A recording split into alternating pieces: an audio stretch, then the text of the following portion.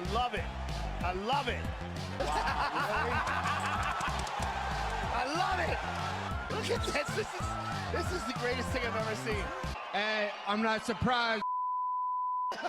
Hey, what's poppin', my homies? Hope you're doing well, feeling blessed, having a good day, having a good week. This one's going to be a massive pay-per-view. We've got the former champion Alexander Volkanovski taking on Diego Lopes. We've got Paddy Pimblett in the co-main event taking on a very entertaining fighter, Michael Chandler. We've got a stacked card to break down. But before we get into breaking down fights, making predictions, I'm going to give you some betting results that I've recently had. Now, I did bet on one fight night. I've never bet on a one fight night before.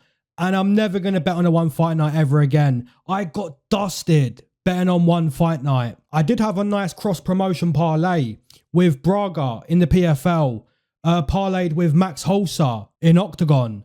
And if anyone watches Octagon, you know how much of a tank Max Holzer really is. And I'd love to see Max find his way into the UFC. He's such a good grappler, such a good wrestler, an absolute mauler. One of the best German fighters on the planet is Max Holzer. I also lost a unit on Joanderson Brito, and that performance was so disappointing. And we know Pat Sabatini, he's a phenomenal grappler. But to see Joanderson Brito unable to get back to the feet, just unable to defend every takedown, that was so disappointing. It really was. And I also had a bet on Kennedy Nzechukwu with Lerone Murphy as a parlay. Now, Kennedy Nzechukwu, he didn't get to fighting, so it ends up being a single bet on Lerone Murphy. And Lerone Murphy's performance, it was kind of boring, but you have to do that against someone that's so powerful, someone that has the punching power that Josh Emmett has. But guys, Lerone Murphy's performance, it wasn't as boring as Torres Finney. It wasn't that boring. How boring was that? That was awful. That was horrible. And the thing is, I kind of predicted that Torres Finney would do that. I said his performance would be frustrating. I said it would be boring. And I said, you know, he's going to get him to the fence, get him to the ground, and just kind of lay on him. And that's kind of what he done. And I think, again, Torres Finney, when he next fights, he's going to do the same thing. I'm telling you guys, that's all he can do. He can't strike. That guy's a muscled up fridge. But yeah, guys, let's go. Let's go. First matchup on the card, we've got Hailey Cowan taking on Nora Cornolle. A very decent matchup to start the card. Now, Nora Cornolle, she's a Muay Thai striker. She's extremely aggressive on the feet. Excellent kicks, excellent striking in the Muay Thai clinch. She's all about causing damage. So far, she's 2 wins, 1 loss inside the UFC Octagon. I've been very impressed with Nora Cornolle. She's just a well-rounded type boxer. She's coming off a loss to Cavalcanti, and a very technical Cavalcanti, and it was a split decision loss, so no shame in losing that fight. In her first 2 UFC fights though, against Jocelyn Edwards and Melissa Mullins, she got the job done as an underdog, so she can defy the odds. She is good enough to cause upsets. On the flip side though, we've got a fairly inexperienced fighter in Hailey Cowan, and I'm not entirely sure how to describe the fighting style of Hailey Cowan. Is she primarily a striker? Is she primarily a wrestler? Is she primarily a grappler? I think she does a bit of everything, and I'd say the better striker in this fight is Nora Cornolle. At least in terms of causing damage in the stand-up, I think that's Nora Cornolle. However, Hailey Cowan can get takedowns in this fight. There's a chance that Hailey wrestles the Thai boxer, which could lead to quite a boring fight. But sometimes you've got to do what you've got to do, right? Torres Finney style. But here's how I see this fight playing out. I think Nora Cornolle, she has the aggression on the feet. She's going to walk forward and kick the legs of Hailey Cowan. I can also see Nora Cornolle landing elbows and knees inside the Muay Thai clinch. I can definitely see Nora Cornolle being the aggressor, the one who's causing more damage in the striking realm. But Hailey Cowan, eventually, she's going to get a takedown, maybe in round 1. If she doesn't get a takedown in round 1, she's going to get a takedown in round 2. I think there's a decent chance this fight could be 1-1 going into the final round. And by that point, both fighters should understand how they're going to win that final round. Nora Cornolle is going to look for damaging Muay Thai strikes in that final round, the same way she did at the start of round 1. And Hailey Cowan, she knows in the final round, if she can get the opponent to the ground, start to control, start to nullify the Muay Thai boxer, she can win a 29-28 or even a split. but I'm slightly leaning towards Nora Cornolle to pick up a 29-28 or even a split decision. And I'm also making that prediction based on the activity and also the inactivity of Hailey Cowan. She's not fought in 2 years. So if this fight's 1-1 going into that final round, it's tied up and it's all to play for in those final 5 minutes. The inactivity of Hailey Cowan, it may play a role in Nora Cornolle being more damaging, more effective in those final 5 minutes. So guys, my first prediction on this card, I'm going to side with Nora Cornolle via decision, potentially split. I think it's going to be 29-28 or a split to Nora Cornolle. And now checking the odds, we've got Nora Cornolle minus 200. Wow. I mean, it kind of makes sense because Hailey Cowan, she hasn't fought in 2 years. And Nora Cornolle, she is a good Thai boxer. But those odds, they're kind of wide still. Even with the inactivity of Hailey Cowan, they're kind of wide.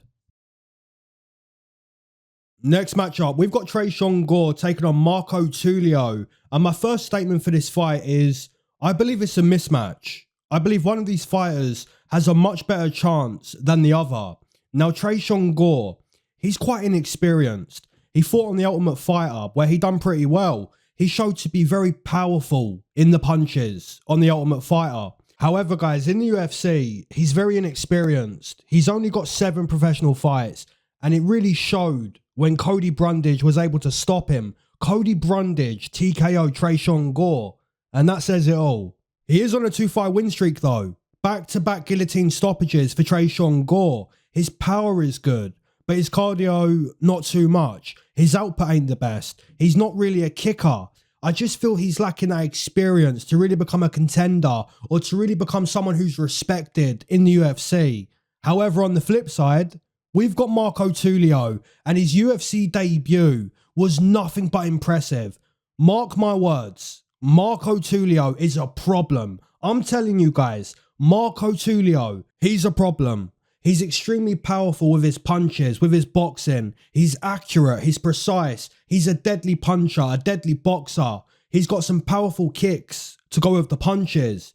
Make no mistake, Marco Tulio, he is a problem. And I just think he's going to stop Tresean Gore, whether it be round 1 or round 2. You put Marco Tulio in the same octagon with Tresean Gore, there's going to be a stoppage. And I just think Marco Tulio, he's better than Tresean Gore. He's a better puncher. He's more precise. He's more accurate. He's more technical. He's a better kicker, better grappler. He's just levels above Tresean Gore.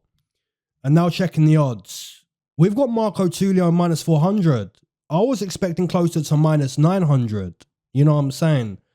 Yeah, Marco Tulio. That's the pick.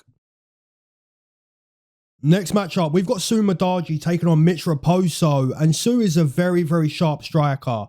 Excellent kicks. I want to say excellent footwork, but his footwork really took a hit after his ACL surgery. So I'd say his footwork is pretty good. I wouldn't say it's excellent. He's a very tricky striker, is Sumudaerji. And Mitch Raposo, he's got to be ready to wrestle. He's got to wrestle Sumudaerji. Understanding your opponent is very important at the highest level. And if Sumudaerji's done his homework, he knows the wrestling of Mitch Raposo is what he's going to be up against. It's going to be striker versus wrestler. Now, Mitch Raposo, he's currently 0-1 inside the UFC octagon. And in all fairness, he fought an absolute animal in his UFC debut. He fought Andre Lima. And in that fight, Mitch Raposo, he didn't really get his wrestling going. He only shot 2 takedowns in that fight, when really, he should be shooting 4 or 5 takedowns per round if he truly wants to impose his wrestling onto the opponent. And Mitch Raposo has to understand that if he's going to win these fights at the highest level, you have to bring your strengths to the fight. And his strength is wrestling. So don't be trying to strike with Sumudaerji. Make Su wrestle. That's how you're going to win this fight. You have to wrestle the opponent. Impose your wrestling. And guys, Sumudaerji, he's got way more experience in this fight. He's got over 20 professional fights. Whereas Mitch Raposo, he only has 11 professional fights. So I do lean towards the experience in this fight. I do lean towards Sumudaerji. I just think the tricky striking of Sumudaerji is going to be too much for Mitch Raposo. And if Mitch Raposo gets the takedowns going, if he gets wrestling against Sumudaerji, then my prediction's going to be wrong. But the experience is kind of what I lean towards. And I know Sumudaerji's past his prime. I know he's past his absolute best. But it's fair to say that he's getting a step down in competition. He's fighting someone who's maybe not built for the UFC, if that makes sense. But we'll have to see this weekend. Because if Mitch Raposo says, look, I fought an absolute tank in my UFC debut, I didn't really implement my game plan, I get a second opportunity, I'm going to wrestle this time. I'm going to really impose my wrestling and show people I am built for the UFC. But if he doesn't do that, then he's going to lose. He's going to lose to the striking of Sumudaerji. And that's kind of what I lean towards. I lean towards the experience, even though the experience is past their prime. So yeah, that's my pick. And the prediction is Sumudaerji via decision. Sedriques Dumas versus Michal Oleksiejczuk. So let's start the breakdown with the fresher fighter, but also the less experienced fighter, Sedriques Dumas, who's 3 wins, 2 losses inside the UFC octagon. And I'm not entirely sure just how good Dumas really is. I picked him to win against Denis Tulio. He won that fight. I picked him to lose against Raposo. He lost that fight. I picked him to win against Cody Brundage as an underdog. He won that fight. But I still don't know just how good Dumas really is. I think his kicks are pretty good. At times he can grapple. His takedown defense isn't really the best. So I'd say his wrestling isn't that good. But I guess I'd describe Dumas as a technical striker. Somewhat of a technician in the stand-up.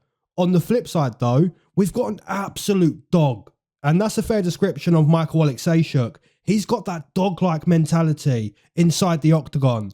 A fighter that's willing to march forward into the fire and bring his own fire to the fight. Oleksiejczuk is a tough-nosed veteran, willing to donate blood to the canvas every single time he steps foot into the octagon. Here's the thing though. Michal Oleksiejczuk, he's lost 4 of his last 5. But here's the thing though. He's training at the Fighting Nerds now. A fighter that has so much experience, still willing to improve his skill set, still willing to learn. And that's a really good look for Michal Oleksiejczuk, despite losing 4 of his last 5. And it makes me kind of lean towards Michal Oleksiejczuk. It makes me believe that Michal Oleksiejczuk, who's switching gyms and willing to learn, it makes me think he's going to win this fight. He's very defensively bad. He's very hittable. But you can't deny his toughness. You can't say that Oleksiejczuk isn't willing to fight through adversity. What if Dumas wins round 1? What if Dumas is initially in control of the fight, but then starts to fade under the constant boxing pressure of Michal Oleksiejczuk, under the experience of Michal Oleksiejczuk? What if Sedriques Dumas isn't prepared to be in an absolute barn burner of a war? Because I'm pretty sure that Michal Oleksiejczuk, he lives for the war. And I just think that Michal Oleksiejczuk, with his toughness, his pressure, his experience, his willingness to still learn at this point of his career, it makes me lean towards Michal Oleksiejczuk picking up a massive win against a fighter that's not so experienced. And I say massive because when you're losing, most of your fights, it's important to win. It's important to stop that losing streak. So despite the opponent not being as experienced, it's still a massive win if he can get that win. And this is certainly a step down in competition for Michal Oleksiejczuk. This isn't Sharon Magomedov. This isn't Michel Pereira. This isn't Kevin Holland. This isn't Kyle Bahelio. And that's the main reason why I picked Rhys McKee last weekend. So many people are focused on records and stats. But records and stats, they don't tell the full story. You can lose a few fights, right? You can lose a few. But who did you lose to? Who did you lose to? Did you lose to someone who's actually good? Because Michal Oleksiejczuk, he's lost to really good competition. And that doesn't mean that he's guaranteed to win against Sedriques Dumas. But it does make me believe that his chances of winning are certainly greater than what they've recently been. And for that reason, I will side with Michal Oleksiejczuk to win via 3rd round stoppage, 3rd round KO TKO, or even a decision.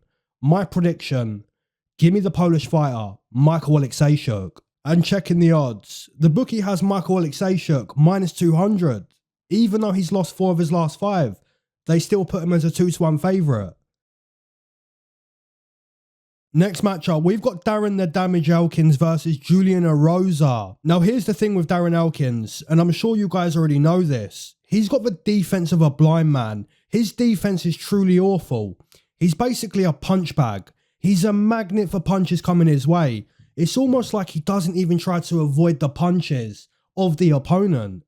But he's also tough as metal. He's also a punch bag that's willing to take the damage. He's the opposite of a glass cannon. He's a metal cannon. Never forget his comeback against Bektic back in 2017. Still to this day, one of the best comebacks of all time. And that's kind of what Darren Elkins is all about. He's going to get beat up. He's going to be losing the fight until you slow down. And now he's winning the fight. Now he's potentially stopping the fight. He might be a punch bag, but he's a tough punch bag. He's got amazing cardio. He's got excellent wrestling, excellent grappling. He's a veteran, a tough-nosed veteran. And on the flip side, we've got Julian Erosa, who's not as tough as Darren Elkins. He's not as durable as Darren Elkins. He's not willing to receive the same type of damage as Darren Elkins, which is a good thing, by the way. But technically speaking, he's better than Darren Elkins. But at times, guys, Julian Erosa, he'll fight with his hands down. His hands will be near his waist and his chin will be in the sky. But he's still defensively better than Darren Elkins. And Julian Erosa, Juicy J, he's got amazing knees. Really nasty knees. He's got nasty neck attacks. He's a finisher, is Julian Erosa. But Darren Elkins ain't easy to put away. He's not easy to finish. So if Julian Erosa is going to win this fight, he's got to be willing to go 15 minutes. He can't expect to put Darren Elkins away. Obviously, that's the goal. That's the vision of Julian Erosa. But Erosa kind of has to expect Darren Elkins to withstand the damage. You always have to expect that when you sign the contract against Darren Elkins. I'm going to pick Julian Erosa to win the fight.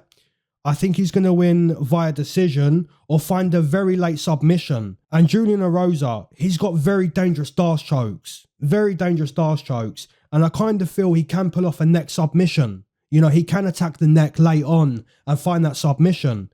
But make no mistake, guys. Make no mistake. Darren Elkins, he's got a chin made of metal. His chin is made of metal. And Julian Erosa, his chin is kind of made of glass. But I still think there's a good chance that Darren Elkins, he gets beat up for 15 minutes. And Julian Erosa, you know, he just fights a smart fight. Doesn't really get over aggressive against Darren Elkins. Doesn't really get into a dogfight with Darren Elkins. Because if Julian Erosa gets into that type of fight, he might slow down. He might get cut open. And now you're in a Darren Elkins fight. Now you're in a dog-like type of fight. And you don't really want that. If you're Julian Erosa, you don't want that. You want to showcase that Darren Elkins, he hasn't got the defense, he hasn't got the IQ, and Julian Erosa, he's going to show that. You know, he's going to fight smart, pick him apart, dismantle Darren Elkins for 15 minutes, and stay smart. Because Julian Erosa, he's also a veteran. He's also got the experience, just like Darren Elkins, and he knows who Darren Elkins is. He knows who this guy is. So I am going to pick Juicy J, Julian Erosa, to essentially dismantle Darren Elkins for 15 minutes. Next matchup, we've got Jim Miller taking on Chase Hooper, and I find it very interesting that we've got Darren Elkins and Jim Miller on the same card, because they're both kind of cut from the same cloth, if that makes sense. Darren Elkins is like the Wish version of Jim Miller. They're both so tough. They're both so good at wrestling. They're both so good at grappling. They're both so experienced. And they're both so respected by the MMA community. I just feel like Jim Miller, he shouldn't be competing anymore. He shouldn't be getting into fights at this age. He's 41 years old and he's had 44 UFC fights. So in fight mileage, he's not 41 years old. He's more like 51 or 61 years old. He's taken an unbelievable amount of damage, has Jim Miller. And I just don't want to see Jim Miller take any more damage. But it is a good thing that he's fighting Chase Hooper, because Chase Hooper, he's not really got the boxing. You know what I'm saying? Chase Hooper's more about jiu-jitsu. But that doesn't really excuse the fact that Jim Miller shouldn't be stepping foot into the octagon in 2025. Now, Chase Hooper, he's a high-level jiu-jitsu black belt. His ground game is extremely good. He's been practicing jiu-jitsu for 20 years and he's 25 years old. So he's been doing jiu-jitsu for his whole life. And I know Jim Miller has a high-level black belt on the ground, but this is new school jiu-jitsu versus old school jiu-jitsu. And I think Jim Miller, his one-round cardio, he's shown to have one-round cardio for years now. It's not like he completely quits past round one, but you can see the fatigue really take over in the game of Jim Miller once he progresses past round one. And that's why I believe Chase Hooper this weekend is going to submit the legend and veteran that is Jim Miller, A10 Jim Miller. I think Chase Hooper, he's going to find that submission, mainly down to the fact that Jim Miller, he's going to be tired in round two. He's going to be exhausted in that final round. So a Chase Hooper submission in one of those rounds does seem quite likely. Now, of course, Jim Miller does have better striking. Of course, he's going to target, the calf kicks against Chase Hooper. He's going to throw massive calf kicks, massive fight-ending overhands and hooks at the chin of Chase Hooper. But Chase Hooper should be smart, just level change. Roll for that ankle of Jim Miller. And once he rolls for the ankle, that's where the grappling exchanges, they're going to begin. And once you invite Jim Miller into that grappling world, he's not going to say no. He's not going to say no. He may throw some punches at the chin of Chase Hooper on the ground, which could cause Chase Hooper some problems. But overall, there should be a lot of grappling in this fight.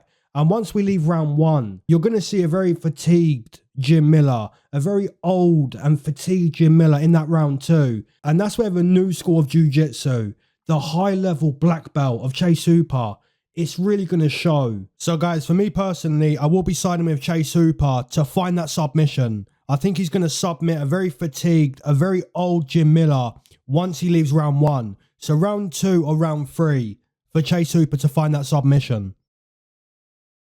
Next matchup, we've got Virna Jandiroba versus Xiaonan. And I'm a fan of Xiaonan. I always have been. I think her Sander striking is really good. One of the best Chinese strikers in the UFC, without a doubt. But there is one problem with Xiaonan, and it's specifically a problem in this fight. Her takedown defense, her ground game. She can't stop takedowns, and she doesn't really have a strong jiu-jitsu game. And that's the problem against someone like Virna Jandiroba, because that's Virna's whole game. Virna brings you to the fence. She gets the takedown, and on the ground, she's an absolute monster.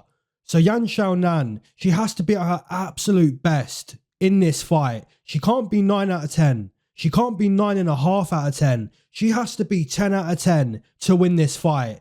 Stay away from the fence. Stay on your bike. Feint a lot. Set those strikes up in a smart way. Hope your cardio stays in check. You have to be absolutely perfect to win this fight against Virna Jandiroba. Whereas Virna Jandiroba, she knows that one takedown a round is probably enough to win this fight. She knows if she can stick Yan against the fence, it will be too tough, too difficult for Xiaonan to break away from that position. She knows her grappling and her wrestling is more than good enough to win this fight against Xiaonan. But I do think Yan's fight against Zhang for 25 minutes and her 15-minute fight against Ricci potentially improved her fighting ability. It potentially made her a bit better, but that's just an assumption. That could be an incorrect statement. Now, guys, for me personally, I am going to side with Xiaonan. And I know it's a very risky pick. It's very, very risky. Because, like I say, Virna Jandiroba, she's got a phenomenal ground game. She's so good on the ground. And if Xiaonan can't stop the takedown, then you put 2 and 2 together, and it's a clear win for the Brazilian. And the Brazilian, Virna Jandiroba, she's on the way to the title. She's on the way. And Xiaonan stands in her way. So can she get the takedown? Potentially. She probably can. But something tells me to still stick with the Chinese fighter. The fighter that I'm more impressed by. At least in the striking. Her striking is so good. I'm going to stick with Xiaonan. And the odds. I'm assuming Xiaonan, she should be an underdog. She should be. She is. She's a plus 120. Only plus 120. That's very interesting. I thought she'd be closer to plus 170, plus 180, because her takedown defense is really not good. And Virna Jandiroba, she's a monster on the ground. She's a true monster.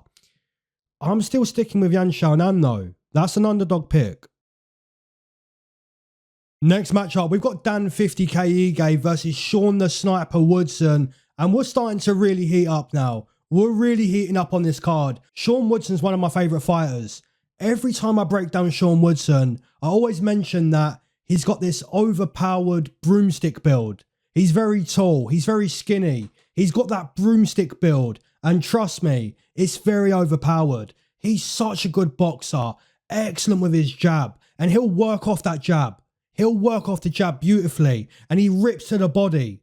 Just a very overpowered fighter is Sean Woodson. But here's the thing.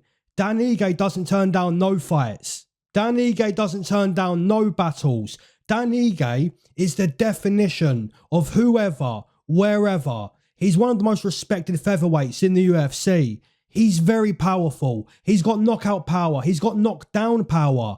Excellent wrestling, excellent grappling. And Dan Ige is extremely well-rounded. He's very experienced. He's very tough. And make no mistake, whoever wins this fight, they deserve a lot of credit. They deserve so much credit because it's such a tough fight for Dan Ige and it's such a tough fight for Sean the Sniper Woodson. And I do believe at times in this fight, it's going to be very difficult for Dan Ige to find his range because Sean Woodson has the height and reach and he really understands how to use that physical advantage. So at times in this fight, Dan Ige is going to find it difficult to score against Sean Woodson. But Dan Ige can drop round one. He can lose round one. Then he can start to figure out the range, start to figure out the timing against Sean Woodson, potentially bring Sean Woodson into the grappling, bring Woodson to the ground where his boxing is nullified and his boxing is no longer part of the fight. But overall, guys, this is an extremely good matchup by the UFC. I slightly lean towards the OP broomstick build that is Sean Woodson. His boxing is just so good. So I'm going to stick with the broomstick build, Sean Woodson. That's going to be my pick.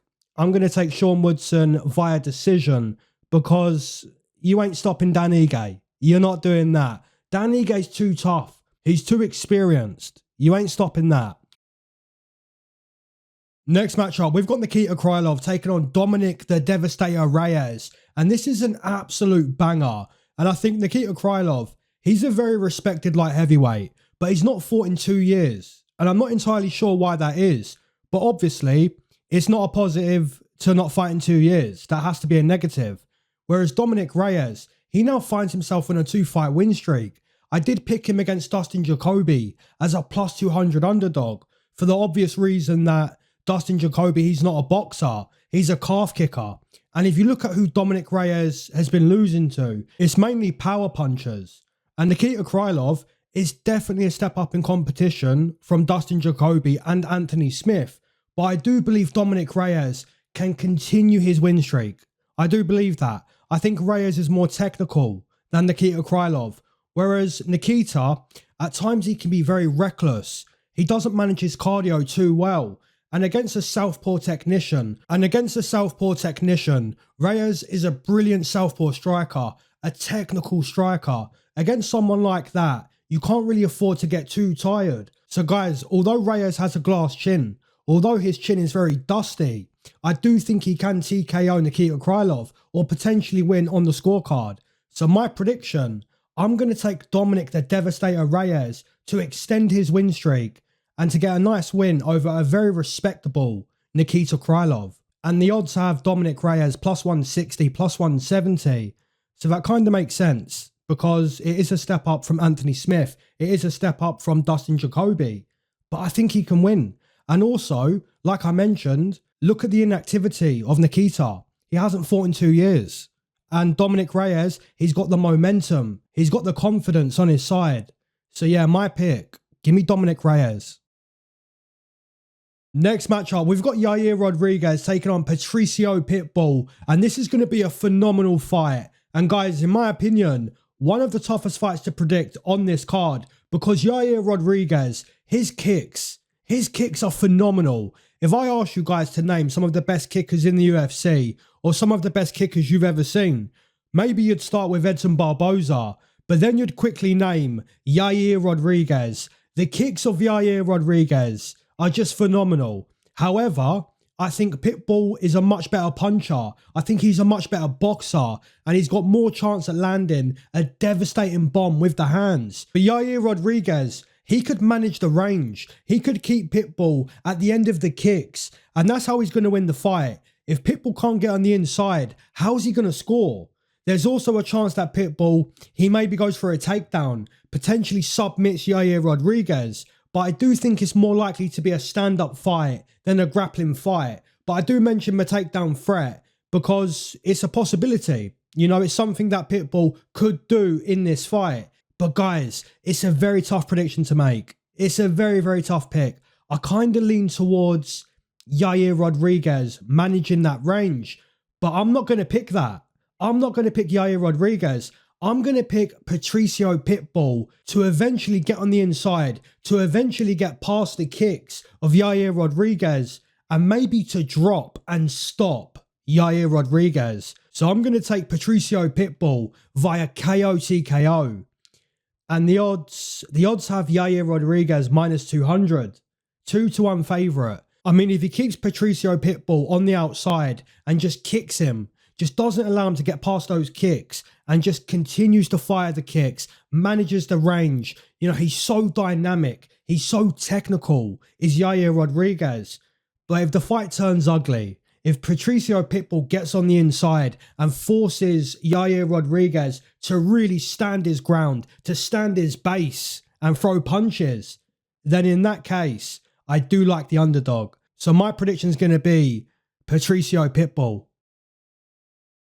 Next matchup, we've got Gene Silva taking on Bryce Mitchell, and we've arrived at arguably one of the easiest predictions to make on this card. I believe Gene Silva is going to completely destroy Bryce Mitchell. If you look at the skill set of Bryce Mitchell, he's very one-dimensional. He's not really improved his skill set, and that's something you have to do competing at the highest level of mixed martial arts. Either you improve your skill set or you get exposed, and I don't really see progression in the skill set of Bryce Mitchell. He's a grappler. He wants to impose his jiu-jitsu onto the opponent. But what happens once Bryce Mitchell can't get the takedown? What happens once the opponent gets back to their feet? What happens when Bryce Mitchell is forced to fight on the feet? Well, Josh Emmett is a very one-dimensional striker. Yes, he packs a lot of power. He's got a lot of power, but he's so one-dimensional. He can't really land kicks. He can't really target the legs. He doesn't have a jab. He just telegraphs these massive overhands and hooks. And that worked perfectly against Bryce Mitchell. If a one-dimensional striker is able to outclass and sleep Bryce Mitchell, think about what Gene Silva is going to do on the feet against Bryce Mitchell. Gene Silva is accurate. He's powerful. He doesn't just wait for one big punch like Josh Emmett. He's constantly working. He's constantly outclassing the opponent in the stand-up. Gene Silva is an absolute animal. He's an absolute monster.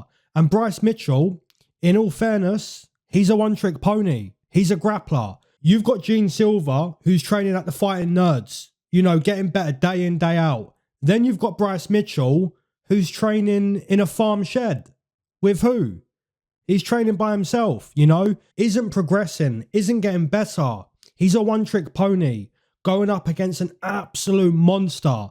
So in my opinion, Gene Silva via destruction. Gene Silva via complete dusteration. That's the pick. And the odds, we've got Gene Silva minus 250. He should be more like -6, -7, -800. You know, Bryce is a one-trick pony. He's going to get Gene Silva to the ground. He's going to try to submit him.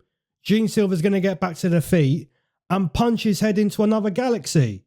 So yeah, Gene Silva all day. Next matchup, we've got the co-main event. We've got Michael Chandler taking on Paddy Pimblett. Oh, Paddy the baddie. Oh, guys, I'm picking Chandler. I'm a fan of Paddy Pimblett. Obviously, I'm a fan, but I think now is the time to finally pick against Paddy Pimblett. I could be wrong, though. I could be wrong. But I just think, you know, Michael Chandler, he can win this fight anywhere it goes. Striking, wrestling, maybe not the grappling, but the wrestling control could nullify the submission attacks of Paddy Pimblett. But guys, I'll say this. It all depends which Michael Chandler is going to show up. If you've got the fun and entertaining Chandler who doesn't really care about winning, then Paddy's going to win. But if you get a deadly serious Michael Chandler who isn't just here to entertain, he's not just here to put on a show. If you get a deadly serious Michael Chandler, I think Chandler can certainly win this fight. Michael Chandler has power for days, excellent wrestling, high-level experience. He's got all the tools necessary to get his hand raised against a rising contender, Paddy Pimblett. It's a great matchup. It really is. And for the first time ever, I'm going to pick against Paddy Pimblett. I'm going to take Michael Chandler via decision. I just think his punching power, his experience, his aggressiveness, his toughness, I think he can win against Paddy. And if Paddy loses, it doesn't mean he's been fraud checked. It doesn't mean he's been exposed. It means he's lost to one of the best in the weight class. That's what it means. And the same for Michael Chandler. If Michael Chandler loses to Paddy Pimblett, he's not lost to a bum. He's not lost to someone like that. He's lost to a serious contender, a guy that has amazing jiu-jitsu, a guy that has a granite chin. Hey, the Scousers don't get knocked out. They don't get knocked out. Ask Darren Till. I'm telling you guys, this is a phenomenal co-main event. But for the first time ever, I am going to pick against Paddy Pimblett. I'm going to take Michael Chandler. But again, I'll mention it again. If Michael Chandler shows up with a serious attitude, with a serious mentality, he's not just there to entertain. He's not just there to put on a show. If he really shows up thinking he can win and he's going to win, then he can win this fight. But if he shows up and he's gassed after round one, then we know he's just there to entertain and he's going to lose. So yeah, we'll see. This is a phenomenal co-main event. I'm going to take Michael Chandler. And the odds have Michael Chandler only plus 120. So it's a close one. It's a phenomenal co-main event. For the first time ever, I'm picking against Paddy Pimblett. Next matchup, we've got the main event. Alexander Volkanovski taking on Diego Lopes. And this is such a tough prediction to make. Obviously, we have to acknowledge that Volkanovski is arguably one of the greatest 145ers of all time. Or the greatest 145er of all time. If you disagree with that statement, you would at least agree that he's one of the greatest 145ers of all time. But here's the thing though. He's had a layoff. He's 36 years old. He got destroyed by Islam Makhachev. He got destroyed by Ilia Topuria. And I did pick Ilia Topuria as a nice underdog against Volkanovski. I also picked Islam Makhachev both times against Volkanovski. It's fair to say that Volkanovski is clearly past his prime. He's clearly past his absolute best. I'm not saying he can't win. I'm not saying he isn't one of the best 145ers on the planet still. But I am making the statement, I am making the claim that he's past his absolute best. And if you was to ask me when was Alexander Volkanovski at his absolute best, I would say the third fight against Max Holloway. The sharpness was a thing of beauty. The confidence, the ability to outclass Max Holloway on that night. It was truly something special. The performance, everything about it for Volkanovski, it was phenomenal. But I do believe he's a little bit more hittable now. I do believe he's a little slower now. And I just believe he's simply past his absolute best. On the flip side, you've got an absolute monster in Diego Lopes, a high-level grappler with serious punching power. Diego Lopes, in my opinion, is one of the most dangerous fighters in the UFC. In the first two rounds, round one and round two for Diego Lopes, he possesses so much power. The low kicks, they're so damaging. The uppercuts are fight enders. The hooks and overhands, they're fight enders. The ground and pound, it's a fight ender. And his jiu-jitsu, again, it's a fight ending technique from Diego Lopes. He's so damaging. He's so dangerous in round one and round two. But guys, here's the thing. If we go past round two, more than likely, the former champion, Alexander Volkanovski, is going to teach Diego Lopes a serious lesson. More than likely, Volkanovski goes on to win a decision. I don't think he's going to stop Diego Lopes, but I definitely see Volkanovski winning over 25 minutes, if we go past round 2. Because at that point, Diego Lopes, he's used all that fight-ending power, and now he's going to be outclassed by the former champion. So the question becomes, will Diego Lopes stop Volkanovski in round 1 or round 2? Will he find that stoppage early on in the first 10 minutes? Yes or no? I think it's pretty 50-50. I think it's really 50-50. And I'm going to say Diego Lopes finds that stoppage in those first 2 rounds. I could be wrong. I really could. But I just think Volkanovski, he's not as fast these days. He's not as durable. He's not as good as he once was. And because of that, I'm actually going to say Diego Lopes finds that stoppage inside those first 2 rounds against the former champion. That's my pick. I'm not super happy with that pick, obviously, because no one wants to see Volkanovski go to sleep. No one wants to see that. But I am going to pick that. And the odds have Diego Lopes plus 100, minus 102, Volkanovski minus 120. Like I say, guys, if Volkanovski survives round 1, if he survives round 2, if we go past round 2, more than likely Volkanovski is going to win. It's about surviving that early danger. And let me tell you, Diego Lopes, like I mentioned, is one of the most dangerous fighters in the UFC in those first 2 rounds. Those first 2 rounds, he is so dangerous. He is so dangerous. And I think he's going to stop Volkanovski. I really do. I think he's going to stop him.